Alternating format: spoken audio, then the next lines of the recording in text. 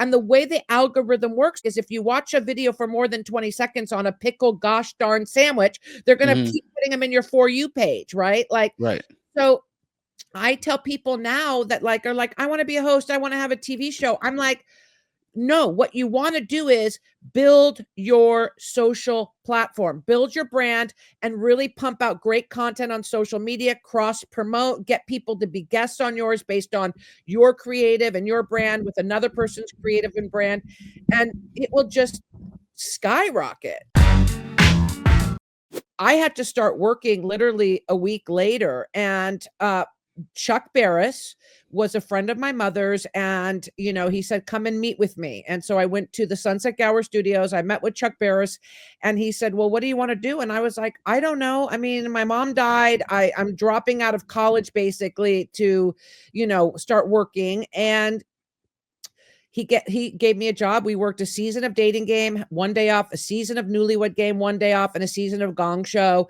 And it was sort of, that was my entrance, my intro into the world of unscripted and hosting. And then, 20 years later, building the first, unscripted casting company. We cast The Bachelor, Temptation Island, before unscripted was where it is now.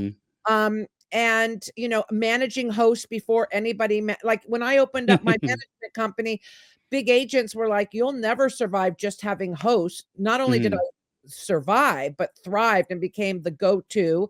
And then I would teach people how to be great hosts, how to be great in the unscripted world, how to be great just being you, right? And so I had my own TV show called The Drama Queen. I mean, I did lots of TV because so many times producers would say, Marki, you just do it. I'd be casting and I'd show someone how to do it. And a producer would say, you're just going to host it. I hosted a lot of stuff and did a lot of stuff. I just never pursued it because for me, I liked making money. I liked the security of making money. And, going from show to show or struggling, I wasn't into, but I could always do it all. I think that's what made me a great teacher as well. If I said to someone, stand up and read the prompter and do this, and if they looked at me and go, okay, I don't know how you do it, I could get up and do it. So, it's crazy where we are in reality now. I love it. Like my son, Lucas, my oldest son, who would have ever thought he's casting reality TV now? I would have never thunk it. But I guess it's just something you're sort of, you invest into and you either sink or swim. I got two questions about credibility, I guess, like credibility or appreciation. Do you think enough people, like as we are now, all these years removed from, like, respect what your grandfather did with the Abbott and Costello comedy duo? That's one part of the question. And you personally, in your business, do you think you get the respect? Because this is what I'm going to tell you. You were the very first person, because again, I have not only taken classes with you, and then I later worked in your office. So when I say I know Marki, I know how she moves, right? And I'm wondering if you feel that you have not got the respect of what you had done as far as creating talent to be hosts and go further in that world by identifying what their brand is. You were the very first person about 8 years, maybe even 9 years before every single person who was pursuing a thing, a cook, the legal eagle, whatever it was, that you have to have your brand. So I'm just wondering, credibility wise, do you feel like you haven't got your flowers? Do you feel like as time has went on, people don't respect, the Abbott and Costello duo of what they brought to the table? Where do you feel with some of those kinds of things? It's interesting because I did a podcast yesterday and we talked about legacy, and we had this amazing conversation about everybody paves the way for the next person. And I think what's kind of lost on this young generation is not realizing everybody else who paved the way. It's interesting because especially I've put over 22,000 brands and people on platforms. I mean, I have people that come up to me that say, I hated your class because you would always tell us brand, brand, brand. And I didn't know what my brand was, but I got it 2 years later. And now I'm sitting here and making X amount of dollars. I think my gift and curse is I sort of see things trending before they happen. And, and so being able to say to someone like, look, I remember giving this girl this great brand of, hey, social media is colliding and doing like a Mhm. countdown. And then, of course, years later, everybody was doing that creative, or be a foodie. And, now Mhm. so many people are foodies. And then even the where we've evolved with social media, I go to these businesses and I say to them, like, okay, perfect example. That sandwich shop that had the pickle, what's it called? That sandwich that everybody was eating, this pickle sandwich, and I go to get one, and the guy's like, "Yeah, we're out of pickles." I'm like, "What do you mean you're out of pickles? You're doing this for 2 weeks, and how are you out of pickles?" And the guy was like, "Well, our manager thought we'd only sell like 3 a day." And I go, Mhm. "Well, your manager's a moron because they're not factoring these businesses the Mhm. power of Instagram, and especially TikTok.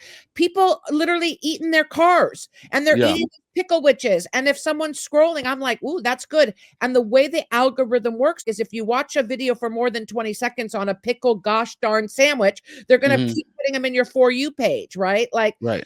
so I tell people now that like are like, I want to be a host, I want to have a TV show. I'm like, no, what you want to do is build your social platform, build your brand, and really pump out great content on social media, cross promote, get people to be guests on yours based on your creative and your brand with another person's creative and brand. And it will just skyrocket. Yeah. So, well, I mean, in theory, right there, your credibility has been really strong. I mean, I remember early on, I think I got footage actually of this. Mariana Hewitt does such a wonderful job, but she was in your class. I had done Right, green screen with her years ago. This was so right, early on. And so, right. Marky, though you are looked at as tough, and your name was the drama queen Right. on the TV show. And by the way, later in this episode, I'm gonna tell you where you messed up on the drama queen. I'm gonna tell you, Okay. because I got to school you back, right? Right. But it is the truth. It's like that's the thing. And I think it's like with anything that you do, if you are willing to listen and sort of workshop these ideas that come into your universe, you have an opportunity to like swing the bat and really connect and hit that home run. But a lot of people I do know, they would listen to you, but they would also have a heavy opinion. And I think it really sucked as time went by. Once everyone went direct to connect, type of social media or whatever, suddenly they didn't want to necessarily listen like they used to. So I just think that the principles that you taught way back in the day, they still stick around. And when you do a digital thing, a social media thing, you can cut corners, but the essence of a brand is always going to be specific and it's worthy, and that's why I refer to your grandfather, Lou Costello. Like that doesn't go away, that doesn't go away just because we're in a different era. Can you talk to me real quick about his era of comedy versus the era that is a little bit more faster consumption and maybe not even good consumption. It's not even good content sometimes, but that will still make you a success these days. In your grandfather's era, Lou Costello of Abbott and Costello, you actually had to be the best at your craft. Am I right? Well, yeah, back in that time in the 40s, you know what I mean? In the 30s, 40s, and 50s, great teams. You had Laurel and Hardy, you had Abbott and Costello, you had Jerry and Dean, you know what I mean? You had this, the Smucker brothers or Smother brothers, you know what I mean? You had great duos because that was the branding of the day. You were in vaudeville and you had a straight man and you had a funny man. And you were, if you were smart, you were able to parlay that into, like my grandfather did. What a lot of people don't realize is Universal Studios, which today is the biggest entertainment conglomerate, Hmm. NBC Universal, Hmm. they were about to go bankrupt, Universal, and they signed Abbott and Costello, and they took them out of bankruptcy. And Abbott and Costello was such a massive, a massive duo for them. They did 8 of their, X amount of movies. And then my grandfather was always the funny man, but he was also very smart. So he one time was walking on Hollywood Boulevard and he saw these little, like, films that they were releasing of their movies, like where you Hmm. could, like, the 9 millimeter films like you would get at like the novelty shops on Hollywood Boulevard. He goes to his agent and his manager and he says, well, we're not getting paid for this. They were in the process of renegotiating their deal with Universal. and it's equivalent of what video on demand is, or what directed, movie or DVDs are today that get negotiated in someone's contract. Streaming, yeah. Streaming. My grandfather got points on the back end before anybody else. Once again, all of these people paved the way for where we are today. What I teach still to this day, and not to brag or whatever, but my business now, I mean, my office burned down right after COVID. ADT, the alarm company, put a new alarm pad on. I was then flying 2 days later to Atlanta to coach Kanye West chef for this big new Food Network show. And I get a call that there's a fire in my studio, which you've been in my studio a million times, my beautiful studio of 20 plus years. And I'm, 200, 2,600 miles away. And, I came back and my studio was just basically had a wire fire behind the alarm pad that ADT that you paid to secure your business or home burned my business down. But my point to all of that is, where I am today, because I think you always have to be evolving. Now, today, listen, when a big name wants hosting or media training, I'm on CAA, ICM, WMEs, I'm on all of their lists. And, what I still teach to this day, which I think is invaluable and works on any medium, whether it's TV, film, social media, podcasts, is know your audience based on your brand. Who is your audience that you're going to be engaging, entertaining, enlightening, educating, right? Right. Now, what's interesting is we came out of the strikes. We had the actor strike and the writer strike.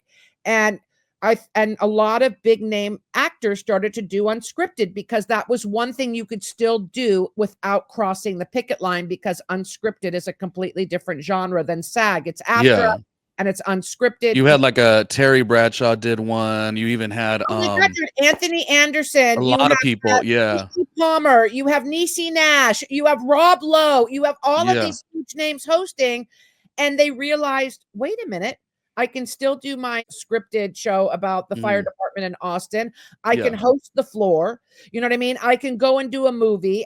And so what's happened in the host world, and even in the unscripted world, you can go do Love Island and come, and you go into the island having 200 followers and you come out having 2 million, if you know how to maneuver yourself right on camera. And so then you come out and you have 2 million followers, and then you do on call her daddy podcast, and then you're on this, and then you're off to the races if you're smart. So I think in this day and age, it's all the guardrails are up, meaning there's no more bound. You can go in every lane now. There's no, before it was like, I'm an actor, I don't want to host, I'm a host, no one wants me to act. And now you can do it all. I want to talk about the complexities of that works well for the people who are already up. What about your people who are still breaking in? What is your bit of advice for that? I mean, I look at myself as I do a really great job. I've been in radio for about 20 years. The resume speaks for itself, but it is sometimes challenging. And this is not an excuse thing. And I love to always bring you blunt, real stuff, because you could always give it to me nice and raw back. But what does that feel like when you have somebody who has the skill set to do it, but sometimes you are now competing with somebody like Rob Lowe, who I love on the TV show, 911 Lone Star. He's fantastic. What a great career. But I don't want to feel like I'm competing, but sometimes you worry that, where do those dollars go for people that have really like laid into the work? Like, what is your thought process on that? Do you think it's a complaint? Like, do you think I'm being a little sensitive? What do you feel about that? I feel that media is a current. It moves, right? And if you don't move with where it's going, then you're going to get left behind. You're going to drown. You're not going to, thrive.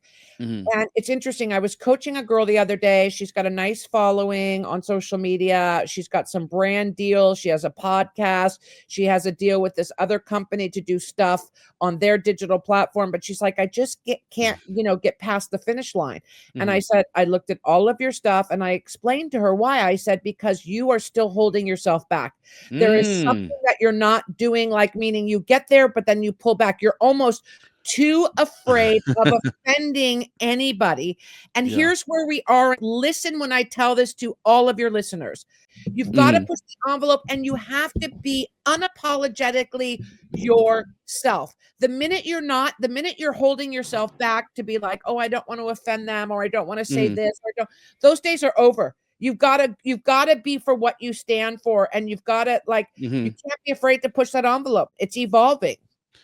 You're right, and you got to adapt. You do have to adapt, which is going to bring me to my next person I want to talk about, because I know you and myself, we and like lots of people love what she has done. That's Joan Rivers. We'll talk about her in a second. Love But you Joan. are right. I gotta say, and that's why, like, when I have a conversation with you, being that I worked for your office and took your class, I never have no qualms to be like, hey, I want to brainstorm this thing that's kind of throwing me in a lower energy, and that is, competing. But I found myself recently the other day saying, okay, it is what it is, but don't like go there, like mentally, you know what I mean? And I think I was watching the Netflix TV show with Kristen Bell and Adam Brody, and I Right. didn't know that the Foster daughters were sort of behind that. And it first made, I'm just going to be honest with you, Marki, it first made me want to say, oh gosh, a nepotism situation that's hard to, me coming from a blue collar family, that's hard to compete with.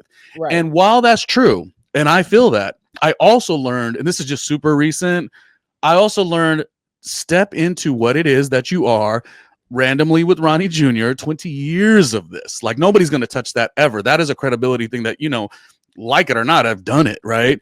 And so it's just about, I guess what I'm trying to say is I have started to, and this is super recent, I've started to be like, no, no, no, no. Like I literally will tell myself, wait a minute, don't go there. It sucks. I'm glad I'm glad the Foster sisters were able to do something, but that ain't got nothing to do with me. And I think that's kind of what you're trying to showcase or tell me is like, just adapt, just pivot, just Yeah. keep going, right? Right. Yeah. I mean, Um, it's funny. Someone the other day put on some app that they needed a media coach, and all these people were like, call Marki Costello, call Marki Costello. And then other people were putting in other names. And it was funny. Like the guy from the production company ended up calling me, and he was like, did you know any of the other names? And I said, I've never even heard of those people. I don't know like what they are. Like I go, but once again, not my problem. mm, Let me tell you what I do. And if you mm, want to hire me based on that, or my alumni or the people I've managed and guided to success, I think that speaks for itself, yeah, And I think that's the same for talent. It's like, okay, what are you doing to push yourself to get what is your end goal? If you want to be right. hosting the floor on Fox like Rob Lowe is, well, guess what? What are you doing? Are you out in New York streets doing a game show telling Yeah, people here's $50, here's $20, $5? Spend $200 a month and do a man on the street thing and put it on TikTok. Make yeah. your TikTok different than your Instagram. They're two different platforms. Too many people recycle their shit. No, I would love for you to do something that you're like, hey, we're going to go out and ask some pop culture questions. We're going to hit the mean streets in New York City and just see how Yeah, savvy these New Yorkers are when it comes to pop culture, right. Well, and and listen, I think you have to be as fierce as all you're explaining, but you right, also here's the get. This is what I'm going to tell you. You also have to have fun with it too. And that's what like one of my big problems in the past. It's like I am working so hard and I like generally love what I do, but I had a friend recently, he's like, doesn't seem like you have fun. And I'm like, no, I have fun with the work, the thing that I fell in love with as a kid. I was the kid growing up that had the toilet paper wrapper, looked in the mirror, and was a little 12-year-old or 15-year-old, and I was like 5, 4, 3, 2, 1, like I was on an episode of TRL. I right, was obsessed with the Johnny Carson, the Dick Cavett, the Jack Parr. Like I loved that. And so I've always had the passion in that. It's the business side has really sort of made me frustrated, as it would do for anybody if you've done something for 20 years. So right, lately, and I don't know, I'm in life coach mode, I guess, but I'm like, to what you're saying, I'm like, fierceness, sure. Pivot, sure, but also the fun. That's like kind of my new thing that I actually have to look in the mirror and tell myself recently. And I've been doing it, and it kind of is unlocking a lot. Another thing, when I met you, when I was in your class, it was everybody defining their brand 155 years ago, right? I did class with you so long ago, and I defined the brand Randomly Ronnie. I don't even know if you necessarily loved it at the time or even cared because you had a lot of students. But the point is, you were like random, like you were just trying to grab what that was because it wasn't niche. And I really stepped in it and said, no, I'm random because I could do it all. right. So it's an ambitious thing to say, but I think going forward now, I'm like, I gotta hit all of that randomness. Meaning, like Well, even recently, I like it. branding brain just went to 18 different places. Like, hey, Yeah. this is randomly Ronnie. I'm on the mean streets of New York. Yeah. I'm gonna ask random strangers some random pop culture questions. Yeah. And if they randomly answer me and stop to talk to me, because if they don't think I'm trying to scam them or frisk them or rob from them, then they'll get a little sweet Yeah. treat from me. Or, I've got $5 bills, a cup of Yeah. coffee, whatever it may be. Boom. Hey, this is randomly Ronnie, and we are randomly breaking down the Mm. random reality rants of this week. Yeah. You need to own that brand even You more. do. Yeah. And utilizing every platform you possibly can with almost, you have to treat it like you're the star and you're the network now. And the network, that's what one of my best Network. friends said. Yes. Yep. And that's what I'm going to tell you. So I had got, again, this is coming from being in my own way, and then now I'm kind of getting out of it, which was, sure, I was doing randomly Ronnie, and it was very much in the pop culture space, very good stuff, but it really was staying in a certain space. And recently, you're right, it's like you've got to think as a network, and also maybe one day down the road you'll be an executive for a big network. But what I thought is, I was like, okay, I can't have the name randomly and I'm just doing sort of the one thing. So now I've moved into real estate conversations. I've moved into small business conversations. I've moved into foodie stuff, like all of these different things. And I have no qualms at all if, like, my let's say expected audience is used to one thing. It's like, no, you signed up as a viewer, Right. and specifically my patreon.com/randomly Ronnie Jr. You signed up for this. You signed up for, we're going to take you everywhere. And I could do that. Okay, I'm a little too confident now. Let me simmer down. I love that there's so many real estate shows, like randomly real estate reality with Ronnie. And you have like once a month, you have a Ryan Serhan on. You have Ryan Serhan, someone from Buying Beverly Hills, because now that's canceled. Get some of the people on to, talk about what it was like selling real estate and balancing. Josh and Heather just stepped down from $1 Million Listing. Like, reach out to someone and to that, like, meaning. And then now it's like random real estate reality stars talk balance. You know what I mean? But that's. You need to create, because see, before when I would teach, everybody wanted to learn to host for a network to hire them. Now when I teach, I'm teaching them how to host, how to build a brand, but also how to be the network head, how to be the head of the PR team, how to do it all. So it's way more challenging, but I love it. Meaning, because it's really about going, no, you have to be doing X, Y, and Z, and you have to be literally using all of these platforms. And here's what your audience needs to understand. Network executives have no imagination. They're fearful. If they don't see it, they don't get it. They're too afraid to take a risk. Like, I picked Ronnie over Rob Lowe. And the show's not a hit. Am I going to lose my job because I picked Ronnie? So to go back to the drama queen and you schooling me, because Dance Moms was such a huge hit, and Jeff Collins, who produced Dance Moms, produced my show, The Drama Queen, they wanted me to be like the Abby Lee Miller of, this world. But then they didn't even use my office when I would be negotiating a deal for a client I'm managing. They'd be like, we don't want to show that on E because we're NBC and you're negotiating with CBS, a competing network. Yeah. One day we shot my boot camp, and all the camera guys and makeup and hair and everybody was at my studio, and I'm teaching a boot camp, and all of the camera and audio people came up to me and go, this is the fucking show, man. You are brilliant when you're teaching. Did they show 1 ounce of that? Never. Nope.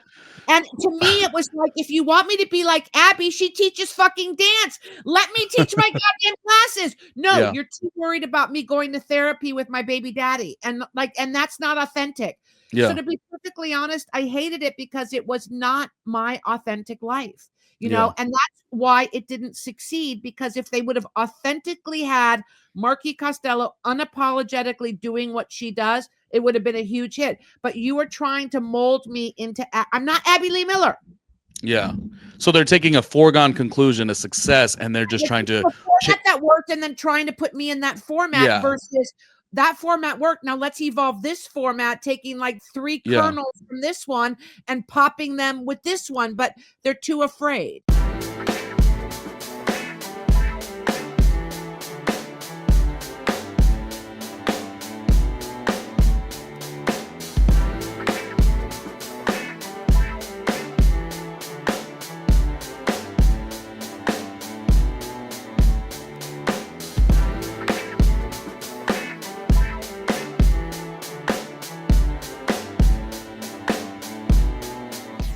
Ronnie Jr.